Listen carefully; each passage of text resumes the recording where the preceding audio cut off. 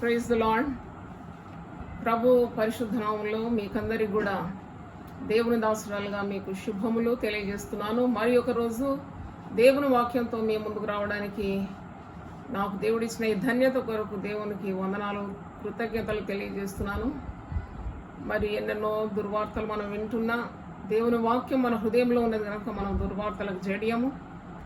సజీవం గల దేవుని వాక్యం మన హృదయంలో ఉంచుకొని మనము అధైర్యపడకుండా మరి దేవునిలో నాటబడి సమాధానంతో, సంతోషంతో, ఆత్మ బలంతో ముందుకు సాగాలని మరి మిమ్మల్ని కోరుతున్నాను.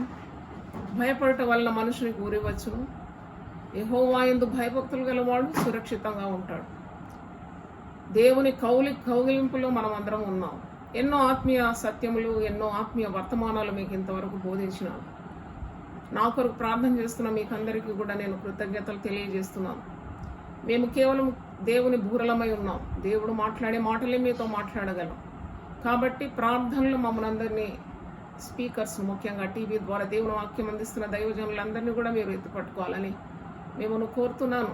దేవుడు తన తలంపులను, తన మార్గములను దేవుని సేవకులమైన మా ద్వారా మీకు తెలియజేయడానికి మీరు ఎప్పుడు మా కొరకు ప్రార్థన చేయాలని, అది కూడా పట్టుదలతో ప్రార్థించాలని మనస్ఫూర్తిగా కోరుతూ ఉన్నాను.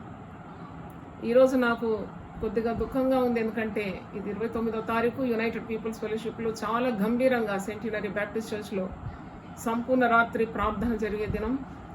మరి రాత్రి 9 నుండి ఉదయము 5 గంటలు, కొన్నిసార్లు 6 గంటల వరకు కూడా స్తుతి, ఆరాధన, పాటలు, ప్రార్థన, వాక్యము, సాక్ష్యములు, మరి దేశం కొరకున్న విజ్ఞాపనలు, ఇవన్నీ ఎంతో అద్భుతంగా జరిగేవి.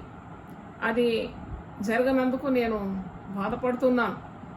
అయినా ఈరోజు రాత్రి కాలము మీకు వాక్యం ఇవ్వాలని ఆశిస్తున్నాను. వాక్యము, చెప్పిన వాక్యం మీ హృదయంలో ధ్యానిస్తూ ప్రార్థనలో మీరు గడపాలని కూడా మీకు వినయంగా నేను కోరుతున్నాను. తొందరలోనే ఈ లాక్డౌన్ ముగించుకొని మనం కలిసి ఆరాధించే మంచి సమయాలు దేవుడు మనకు అనుగ్రహించును గాక. ఈరోజు నాకు ఒక వర్తమానం దేవుడు అనుగ్రహించినాడు. అది ఇర్మియా గ్రంథం 23:28 వచనం. కల కనిన ప్రవక్త కలను చెప్పవలెను.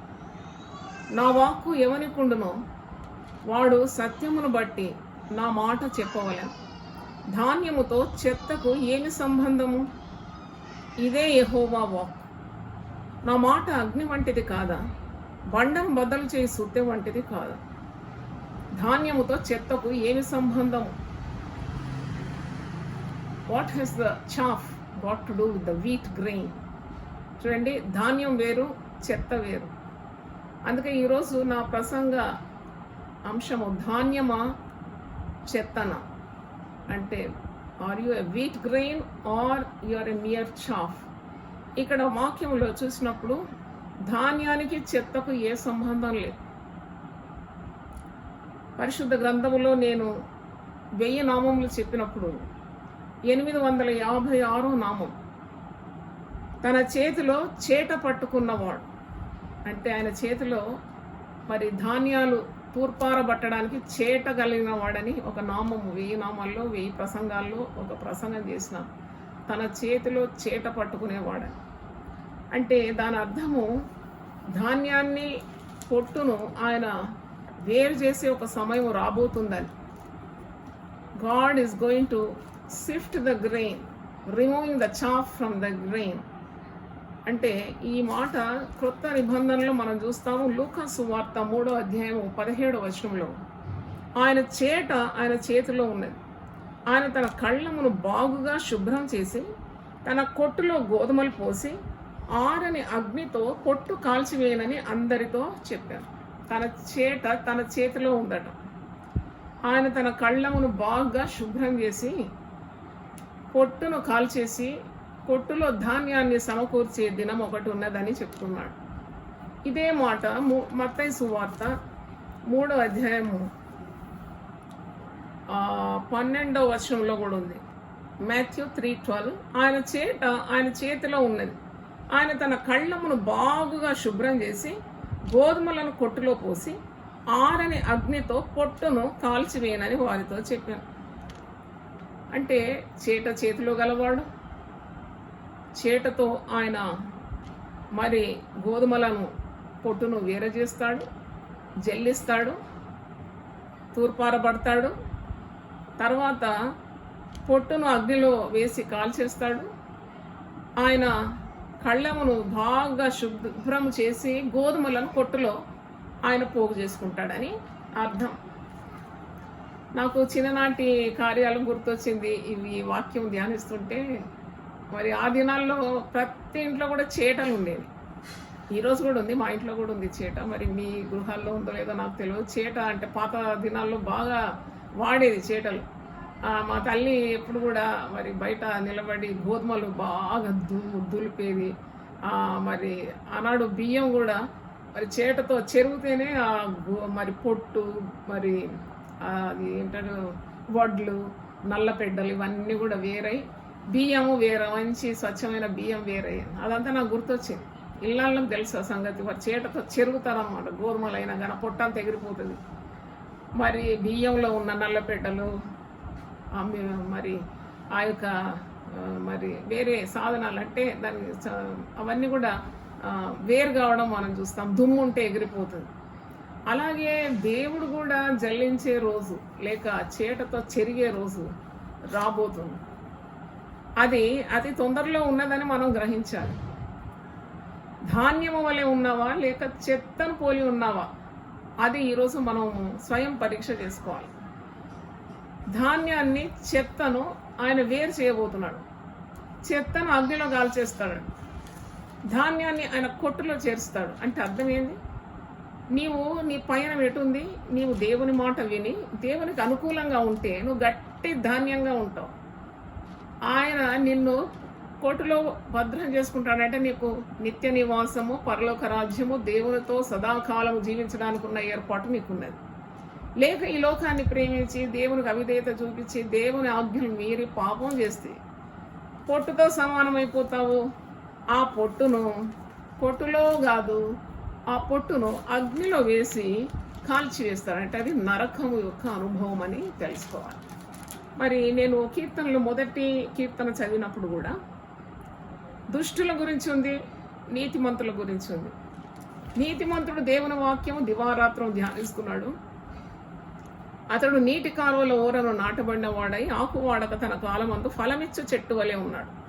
అతడు చేయనదంతయు సఫలమగు. దుష్టులు అలాగున ఉండక గాలి చెదరగొట్టు పొట్టు వలె ఉందురు. ఇక్కడ చూడండి, ఇక్కడ చెట్టు వలె నీతిమంతుడు ఉన్నాడు, పొట్టు వలె దుర్మార్గుడు ఉన్నాడు. చెట్టు వలె దేవుని విధేయుడైన వాడు ఉన్నాడు, ఫలిస్తున్నాడు, చేయనదంతయు ఫలిస్తుంది. వాడు దివారాత్రము దేవుని వాక్యం ధ్యానిస్తున్నాడు, దేవునితో సదా వసిస్తున్నాడు. అంటే దేవుని కలిగిన వాడని అర్థం. ఇక్కడ దుష్టుడు అలా ఉండకుండా వాడు దేవుని మాట వినడు కాబట్టి వాడు దుష్టుల ఆలోచన చొప్పున నడుస్తాడు, పాపుల మార్గం నిలుస్తాడు, అపహాసకులు కూర్చుని చోట కూర్చుంటాడు. దేవుని వాక్యం అంటే వానికి పట్టు లేదు, దేవుని సన్నిధి లేదు, దేవునితో సహవాసం లేదు, రక్షణ లేదు. ఈ లోకంలో కొట్టుకొని పోతున్నాడు, పొట్టులా ఉన్నాడు. కనుక వీడు గాలి చెదరగొట్టు పొట్టు వలె ఉండదు. కాబట్టి న్యాయ విమర్శలో దుష్టులను, నీతిమంతుల సభలో పాపులను నిలవరు. నీతిమంతుల మార్గము యెహోవాకు తెలియను, దుష్టుల మార్గము నాశనముకు నడుపును. మరి పరలోకం గురించి, నరకం గురించి పరిశుద్ధ గ్రంథంలో ఉంది. ఒకవేళ నువ్వు నమ్మడం లేదేమో, ఎక్కడుంది పరలోకం, ఎక్కడుంది నరకం అని నువ్వు అంటున్నావేమో, అది it doesn't matter whether you believe it or not. It is 100% fact because it is return in the scriptures. ఇది పరిశుద్ధ గ్రంథంలో లిఖితమైంది, యేసు ప్రభు నోటి నుండి వచ్చింది. కాబట్టి నీవు నమ్మినా నమ్మలేకున్నా ఉన్నది ఉన్నట్టే ఉంటుంది. కాబట్టి నీవు దేవుని ఆజ్ఞలు మీరి దేవునితో సత్సంబంధం లేకుండా, సహవాసం సన్నిధి అనుభవించకుండా దేవుని మార్గమును విసర్జిస్తే, దేవుని ఆజ్ఞల నుండి వైదొలిగితే నువ్వు పొట్టుతో సమానం. పొట్టు మరి పొట్టులో చేర్చబడదు, నీకు పరలోకం లేదు. పొట్టు అగ్నిలో వేయబడి కాల్చబడుతుంది, అది నరకం. అక్కడ ఏడుపును, పళ్ళు కొరుకుడును, ఆరని అగ్ని, చావని పురుగుంటుందని పరిశుద్ధ గ్రంథంలో ఉంది. మీరు ఎందుకు నమ్ముతున్నారు సిస్టర్ ఇది అంటే, వాక్యం నేను నమ్ముతాను అంతే. నా గొంతులో ఊపిరినంత వరకు దేవుని వాక్యం నమ్ముతాను. ఎందుకంటే దేవుని వాక్యమే నన్ను ఇంతవరకు నిలిపింది. దేవుని వాక్య విధేయతో చెప్పినప్పుడు నేను దీవింపబడినాను. కాబట్టి I believe the word of God because this is truth. దేవుని నోటి నుండి వచ్చిన మాట అబద్ధం కాదు, అది సత్యం. కాబట్టి ఈరోజు నువ్వు తీర్మానం చేసుకోవాలి. ఈ ప్రసంగం విన్న తర్వాత నువ్వు ధాన్యంవా, నువ్వు చెత్తవా, పొట్టువా.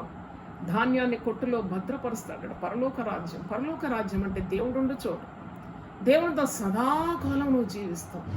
నీవు పొట్టుగా ఉండి చెత్తగా ఉంటే మరి నీవు నరకాగ్నిలో పడిపోతావు. అందుకే ధాన్యముతో చెత్తకు ఏమి సంబంధం? ధాన్యం, చెత్త.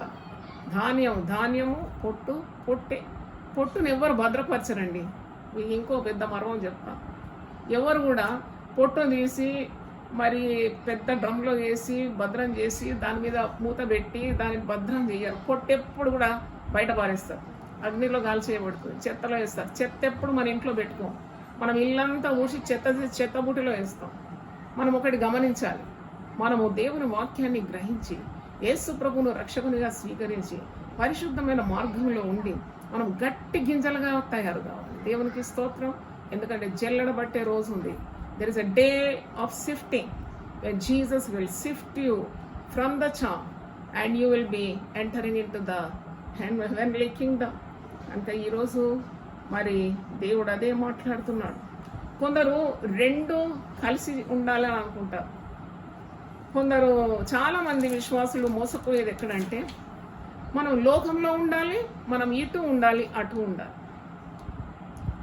అందుకే రెండు తలంపుల మీద మీరు తడబడకూడదు. మీరు ఉంటే గట్టి గింజలుగా ఉండాలి. Yes, I belong to Christ, I obey Christ. నేను యేసు మాట వింటాను, యేసు మాట మీద నా జీవితాన్ని కట్టుకుంటాను, యేసును నా జీవితంలో స్వరక్షకునిగా అంగీకరిస్తాను, యేసు మార్గంలో నేను నడుస్తాను, యేసునే వెంబడిస్తాను. ఆయన నన్ను నీతి మార్గంలో నడిపిస్తాడు, నిత్య రాజ్యానికి వారసునిగా చేస్తాడనే విశ్వాసం నీలో ఉండాలి.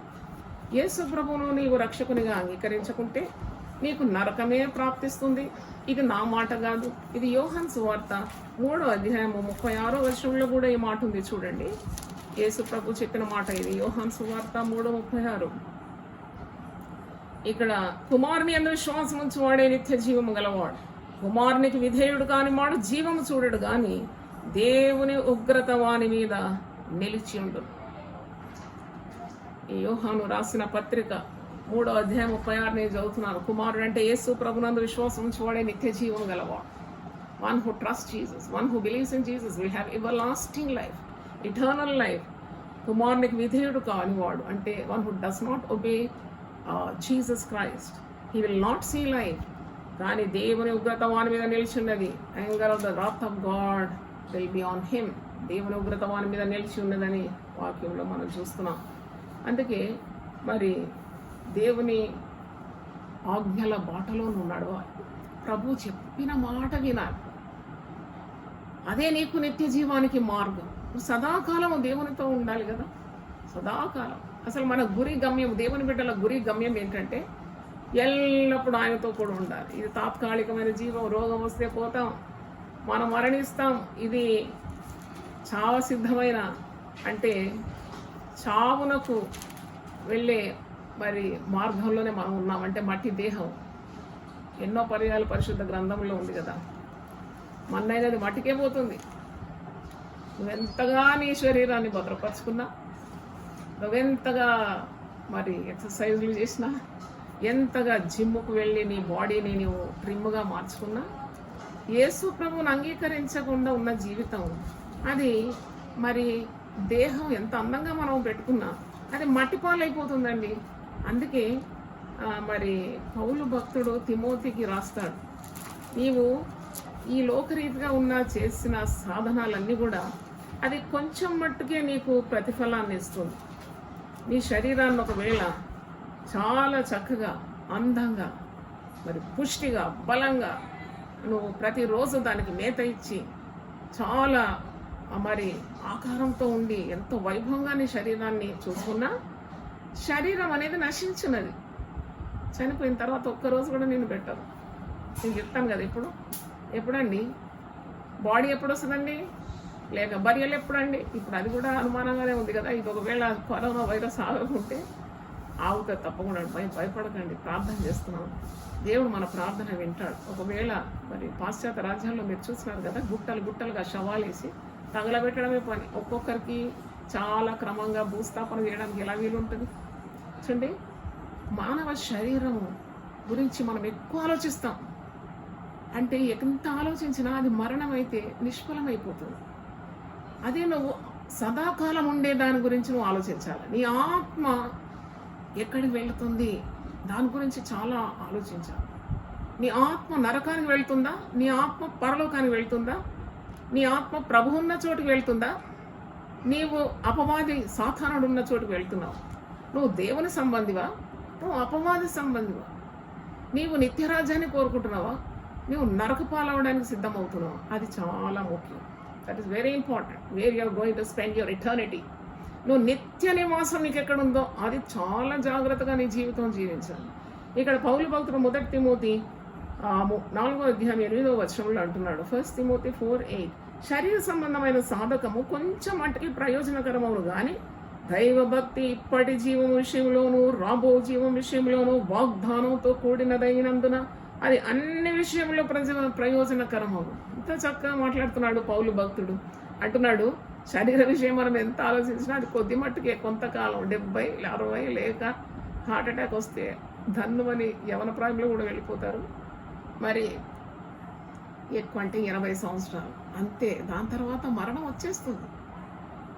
మరణం తప్పకుండా ప్రతి ఒక్కరికి వస్తుంది. దాని తర్వాత మన దేహము మట్టిపాలైపోతుంది. కానీ ఆత్మ దేవుని ఉన్న చోటుకు వెళ్ళిపోవాలి. దేవుని స్తోత్రం.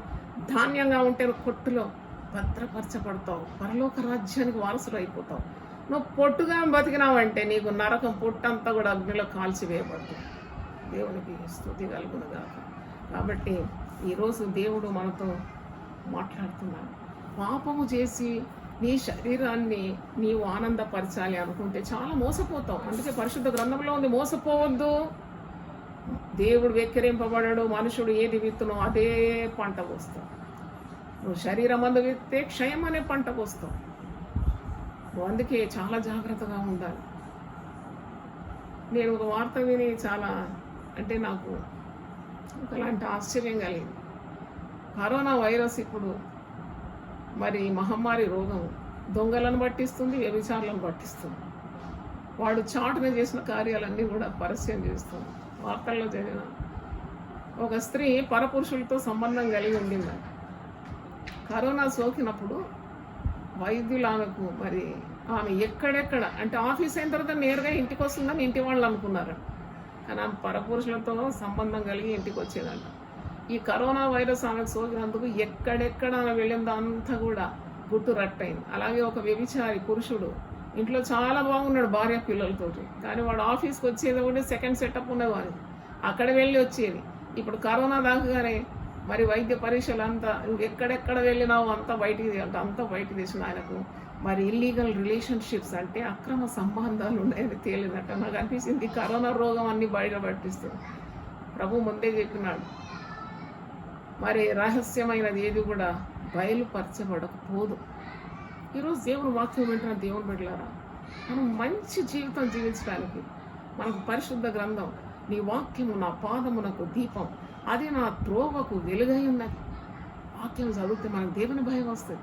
చెడుతనాన్ని విసర్జించాలి. దేవుని ఆజ్ఞలను ఎప్పుడు ధిక్కరించకూడదు. అంత ధైర్యమా?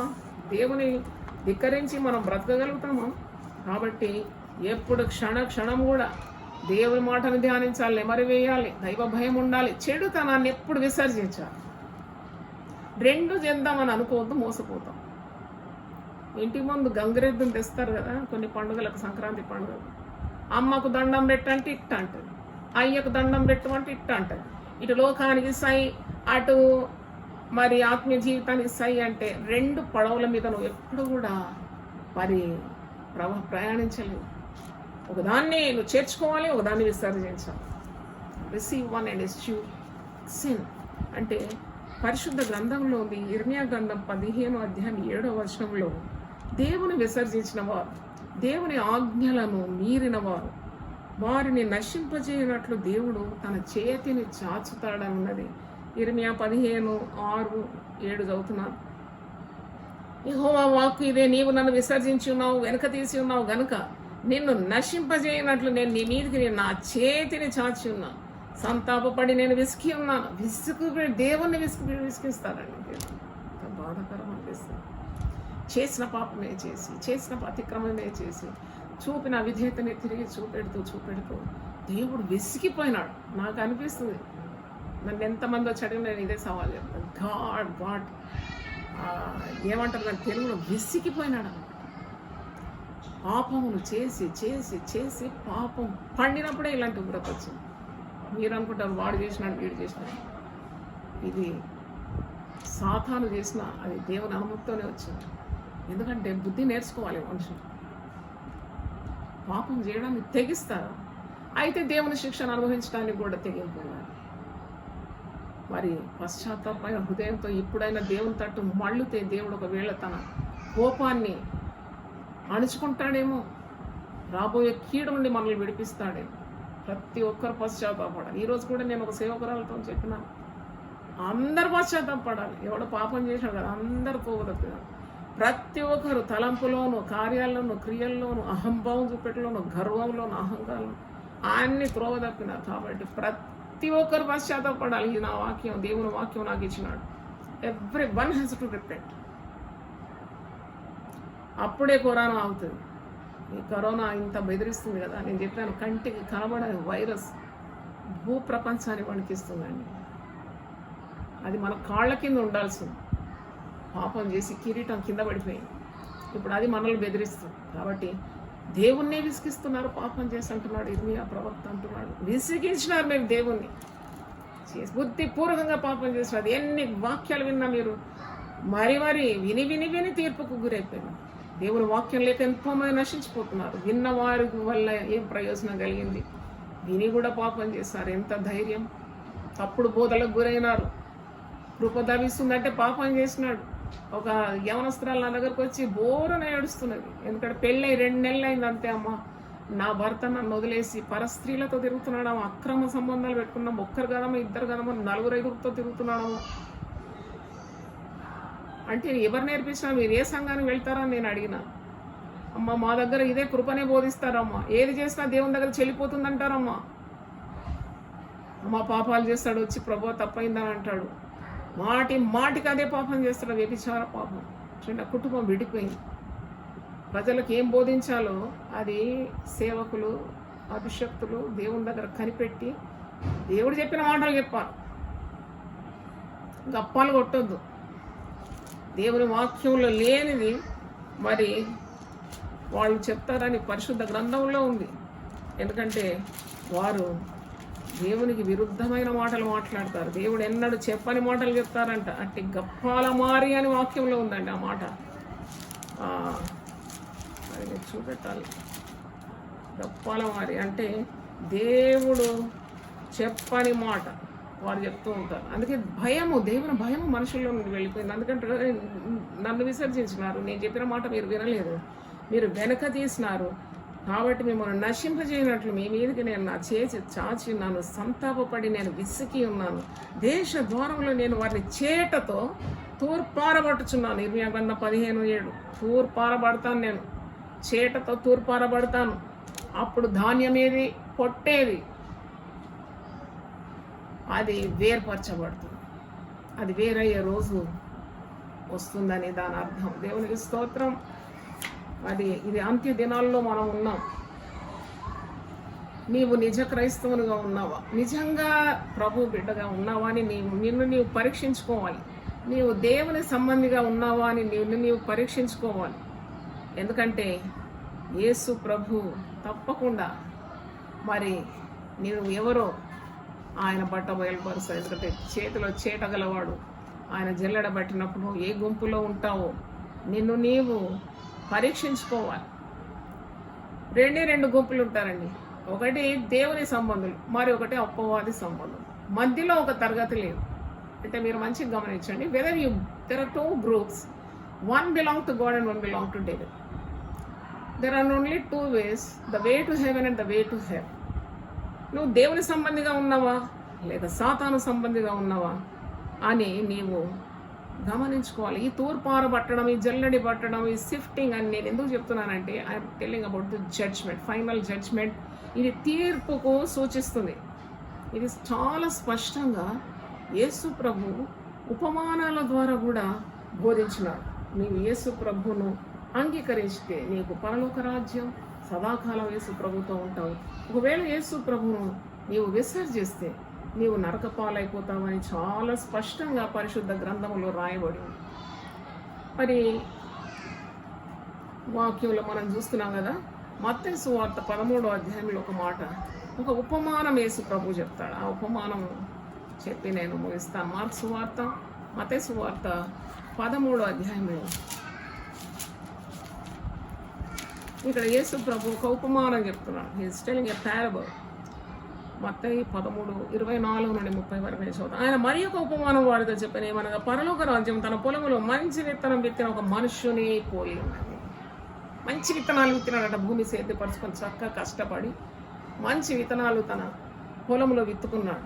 మనుష్యులు నిద్రించుచుండగా అతని శత్రువు వచ్చి గోధుమల మధ్యన గురువులు విత్తిపోయాడు.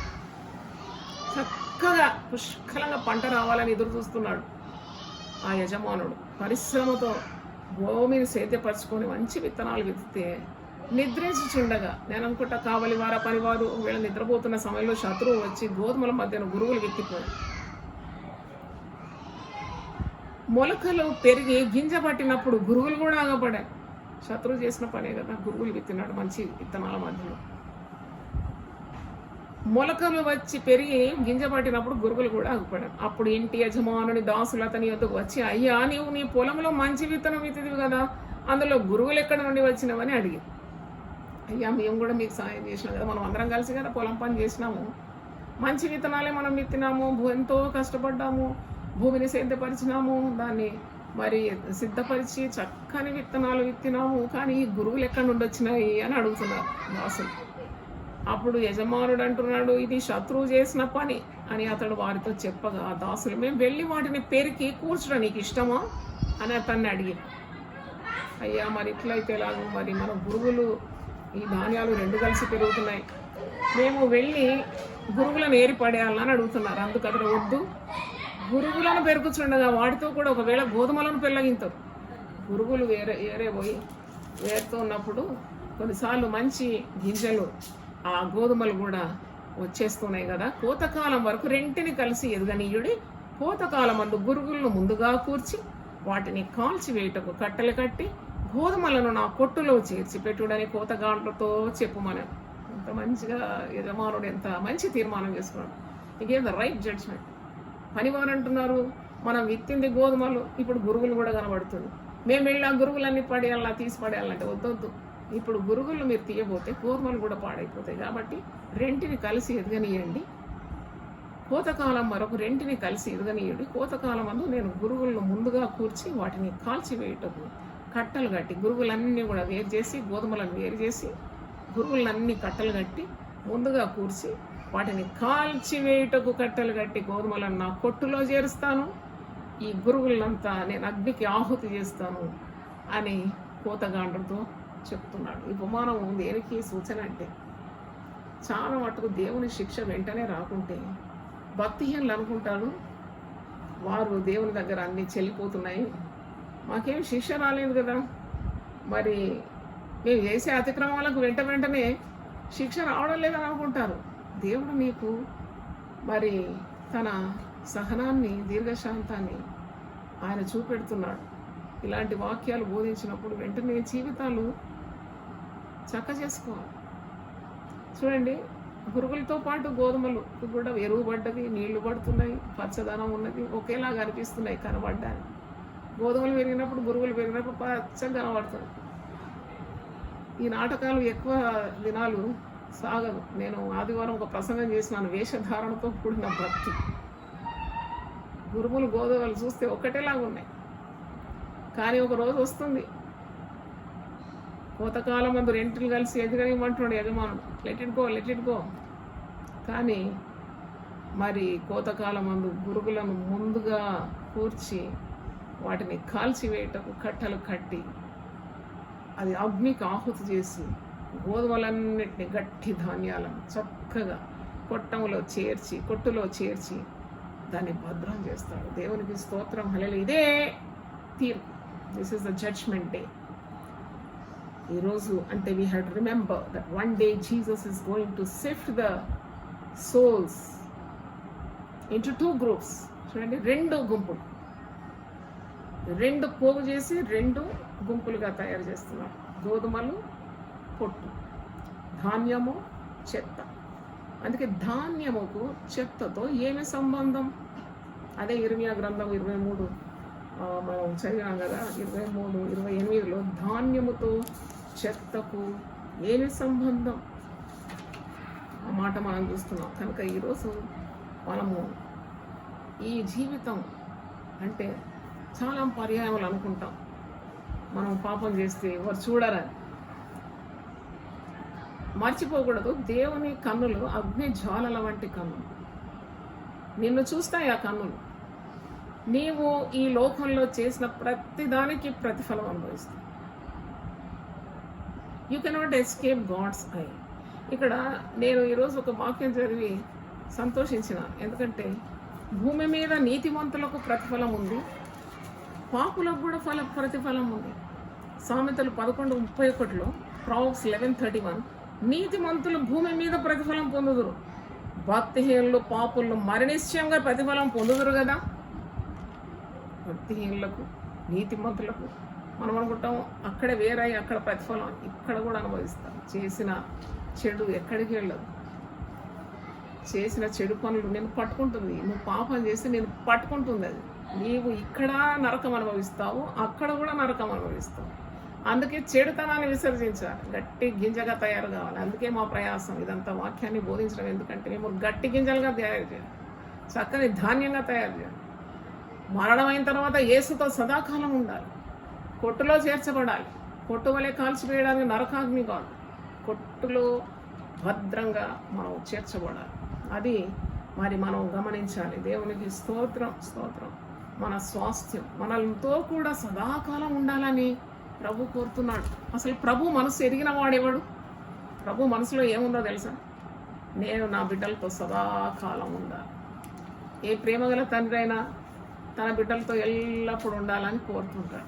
బిడ్డలు అక్కడికి వెళ్తుంటే వాళ్ళకు కొద్దిగా దాబరైతుంది అనమాట. ఏంటి, ఎక్కడ పోతున్నారు పిల్లలు, నన్ను వదిలేసి ఎక్కడ పోతున్నారు? మళ్ళీ వాళ్ళు వచ్చేంత వరకు కనిపెడుతూ ఉంటారు. అది ప్రేమ గల తల్లిదండ్రులు అలాగే చేస్తారు కదా. అందుకే ప్రభువును వదిలిపెట్టి నువ్వు ఎక్కడికి వెళ్ళకూడదు. దావీదు భక్తుడు కీర్తనలు 23లో ఒక మంచి మాట అంటాడు. ఏంటంటే 23 ఆఖరి వచనంలో, నేను బ్రతుకు దినములన్నీ కృపాక్షేమములే నా వెంట వచ్చును, చిరకాలము యెహోవా మందిరములో నేను నివాసము చేసేది. I want to dwell in the house of the lord for ever and ever. ఇంత మంచి కోరిక అండి. నేను ఎప్పుడు దేవుని దగ్గర ఉండాలని కోరుతున్నాడు.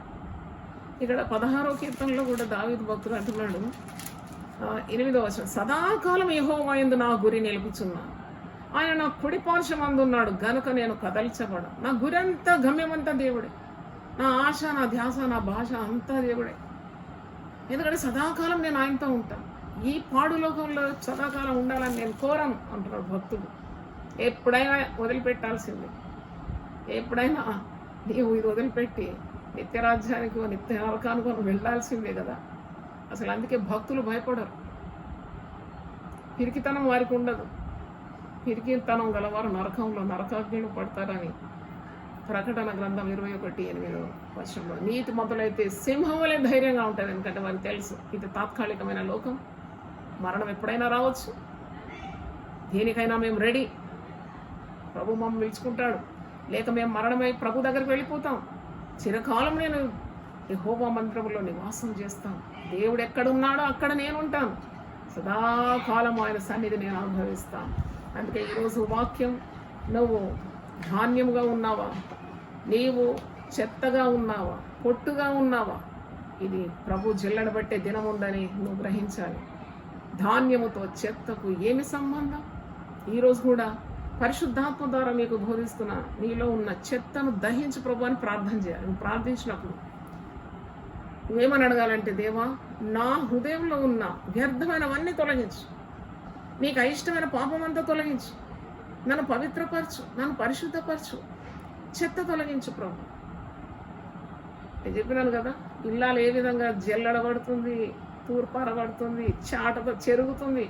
ఎందుకంటే దానిలో ఉన్న వ్యర్థమైనవి తొలగిస్తుంది. అప్పుడు ఇది పనికొచ్చే గింజలుగా ఉంటాయి కదా. అలాగే మన జీవితంలో నుండి ధాన్యానికి చెత్తకు సంబంధం లేదు అని అంటున్నాడు. ధాన్యమునకు చెత్తకు ఏమి సంబంధం? ఆ చెత్తను తొలగించుకోవాలి. ఎందుకంటే చెత్త నరకాగ్ని పాలవుతుంది. ధాన్యం అయితే ప్రభుత్వం ఉంటావు, నిత్య జీవానికి వారసుడు అయిపోతావు. కనుక వ్యర్థమైనవి చూడకుండా నీ కనులను తిప్పివేయాలి. వ్యర్థమైనవి అబద్ధములని దూరంగా ఉండాలి. వ్యర్థమైన వాడు నరకాగ్ని పాలవుతాడు, వ్యర్థమైనవి అనుసరించేవాడు. కాబట్టి ఈరోజు మనం ప్రార్థన చేసుకున్నాం. మన జీవితాలు మారాలి, ప్రభు కొరకు ప్రతిష్టమైపోవాలి. ఇంకా రక్షణ పొందని వారు యేసు ప్రభువును రక్షకునిగా స్వీకరించాలి. మరణమైన తర్వాత నరకమా లేక నీకు నిత్య జీవమా?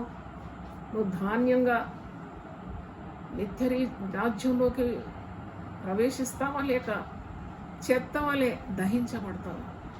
నీవు నరకాగ్ని పాలవుతావు. ధాన్యముతో చెత్తకు ఏమి సంబంధం అని ప్రవక్త అంటున్నాడు. ఇర్మియా గ్రంథం 23:28. నా మాట దహించు అగ్ని వంటిది కాదా, బండను పగలగొట్టే సుత్తె వంటిది కాదా అని అడుగుతున్నాడు. అవును ప్రభువా, నీకు స్తోత్రం స్తోత్రం స్తోత్రం. ఈరోజు ధాన్యముతో చెత్తకు ఏమి సంబంధం అనే మాట మీద మేము ధ్యానించాం. కాబట్టి నాయన, దేవుని వాక్యం విన్నవారు చెత్త బుద్ధులన్నీ కూడా దహించు అగ్ని ద్వారా నాయన అది కాల్చబడాలని, అవసరమైనది శ్రేష్టమైనది నీకు ప్రియమైనవి ప్రభా ఆ మార్గంలో మరి వర్ధిల్లడానికి సహాయం దయచేయండి. వ్యర్థమైన వాటిని అన్ని తొలగించండి. అయినా నీకు స్తోత్రం స్తోత్రం చెల్లిస్తున్నాను. దుష్టులు గాలికి చెదరగొట్టు పొట్టు వలె ఉంటారన్నా. అవును, నీతిమంతులైతే వారు ధాన్యము వలె పొట్టులో చేర్చబడతారని మొదటి కీర్తనలో మేము చూస్తున్నాం. చెట్టు వలె ఉంటారు, వారు నిత్యము ఫలిస్తూ ఉంటారు. నీటి కాలువల ఓరను నాటబడిన వాడే ఆకు వాడక తన కాలమందు వారి ఫలమిచ్చి చెట్టుబడి ఉంటాడు నీతిమంతుడు. ఎంత గొప్ప కార్యం తండ్రి, నీకు వందనాలు చెల్లిస్తున్నాను. యేసు ప్రభు శరీరధారిగా ఉన్నప్పుడు ఉపమానం చెప్పినాడు. గోధుమలు గురుగులు ఒకేలాగా పెరుగుతున్నాయి, చూడ్డానికి ముచ్చటగా కనబడుతున్నాయి. గోధుమల్లోనే గురుగులు వచ్చేసినాయి. శత్రువు చేసిన పని కష్టపడి సేద్యపరిచి చక్కని విత్తనాలు నాటినప్పుడు గురుగుల శత్రువులు వచ్చి నాటిపోయినాడు.